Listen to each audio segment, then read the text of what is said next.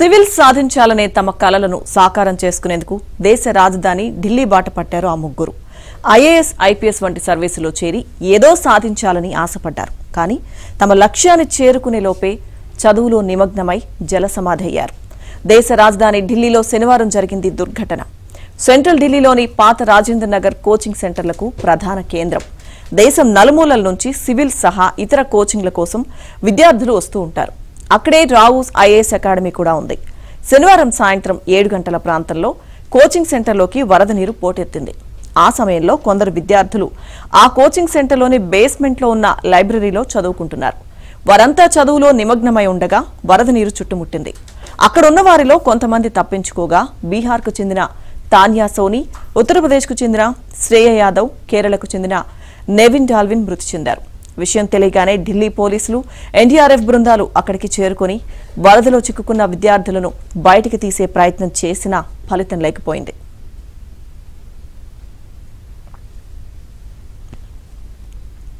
ఇక తాన్యా సోని తండ్రి విజయ్ కుమార్ బీహార్లోని ఔరంగాబాద్ ప్రాంతవాసి. 24 సంవత్సరాలుగా ఆయన సింగరేణిలో పనిచేస్తున్నారు. ఓవరాల్ గా ఇదే అంశానికి సంబంధించిన పూర్తి అప్డేట్స్ మా ఢిల్లీ బ్యూరో చీఫ్ కృష్ణ అడిగి తెలుసుకుందాం. కృష్ణ, రావు స్టడీ సర్కిల్ లో అడుగడుగున నిబంధనల ఉల్లంఘన జరుగుతున్నట్లుగా అధికారులు గుర్తించారు. బేస్మెంట్ లో లైబ్రరీ నిర్వహించడం నిబంధనలకు పూర్తిగా విరుద్ధం అన్నదే అధికారులు చెప్తున్నట్లన్నమాట. ఈ కోచింగ్ సెంటర్ కి కొద్ది రోజుల క్రితమే ఎన్ఓసి కూడా లభించింది. అయితే 3 అంతస్తుల భవనంలో కోచింగ్ సెంటర్ నిర్వహిస్తున్నారు. బేస్మెంట్ ని కేవలం స్టోర్ రూమ్ గా ఉపయోగిస్తామంటూ కూడా అనుమతి ఇస్తున్నారు. బేస్మెంట్ లోకి లోపలికి వెళ్ళొచ్చే మార్గం కూడా చాలా నేరగా ఉంది, ఇరుగ్గా ఉంది. లైబ్రరీలోకి అడుగుపెట్టడానికి కూడా బయోమెట్రిక్ హాజరు వ్యవస్థ ఉన్నట్టుగా చెప్తున్నారు. ఈ బయోమెట్రిక్ హాజరు వ్యవస్థ కారణంగానే ఈ మొత్తం ఈ యొక్క దుర్ఘటన జరిగింది. స్టోర్ రూమ్ కోసం తీసుకున్నటువంటి అనుమతి తీసుకున్నటువంటి బేస్మెంట్ లో లైబ్రరీ ఏర్పాటు చేయడం తప్పని కూడా అధికారులు చెప్తున్నారు. 3 విద్యార్థులు మృతి పట్ల అనేక మంది సంతాపం కూడా వ్యక్తం చేశారు. అయితే ఇందులో ప్రధానంగా ఈ ఘటన పైన ఢిల్లీ పోలీసులు నిన్న కేసు నమోదు చేశారు. స్టడీ సర్కిల్ యజమాని అయినటువంటి అభిషేక్ గుప్తా, కోఆర్డినేటర్ దేశ్పాల్ సింగ్ కూడా అదుపులోకి తీసుకున్నారు. ఘటన పైన దర్యాప్తు కోసం వేర్వేరు బృందాలను కూడా ఏర్పాటు చేశారు.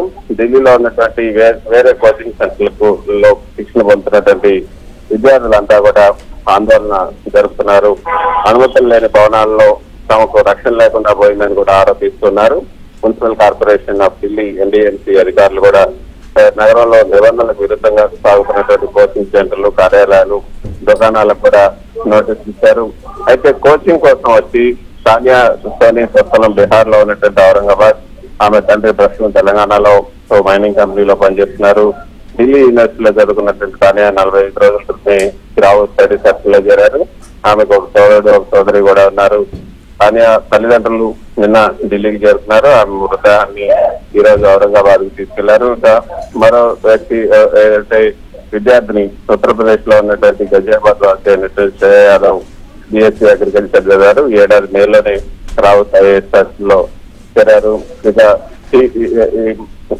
కేరళ వాసి నెవిన్ డాల్విన్ కూడా ఢిల్లీలో ఉన్నటువంటి జవహర్లాల్ నెహ్రూ యూనివర్సిటీలో పిహెచ్డీ అభ్యసిస్తున్నారు. 8 నెలల క్రితం ఈ సివిల్ కోచింగ్ కోసం రావు స్టడీ సర్కిల్ లో చేరారు. ఇక నిన్న జరిగినటువంటి దుర్ఘటన పట్ల అందరూ కూడా సంతాపాన్ని వ్యక్తం చేస్తున్నారు. ఇటు ఏపీ, తెలంగాణ ప్రభుత్వాలు కూడా వాకప్ చేశాయి. తెలుగు పిల్లలు ఎవరైతే ఉన్నారో వాళ్ళందరూ క్షేమంగా ఉంటారా లేదా, వాళ్ళకి కావాల్సినటువంటి ఏర్పాట్లన్నీ కూడా చూసుకోవాల్సింది ఇక్కడ ఉన్నటువంటి ఏపీ, తెలంగాణ భవన్ అధికారులకు సీఎంలు ఆదేశాలను జారీ చేశారు. నిన్న నిజానికి ఇది శనివారం సాయంత్రం భారీ వర్షం కురవడంతో ఈ యొక్క దుర్ఘటన జరిగింది. అయితే ఇకపైన ఇటువంటి సంఘటనలు జరగకుండా ఉండేందుకు తగిన జాగ్రత్త చర్యలు తీసుకోవాలని కూడా ఢిల్లీ లెఫ్టినెంట్ గవర్నర్ అధికారులకు ఆదేశాలు జారీ చేశారు. నిన్న జరిగినటువంటి సంఘటన పైన దర్యాప్తు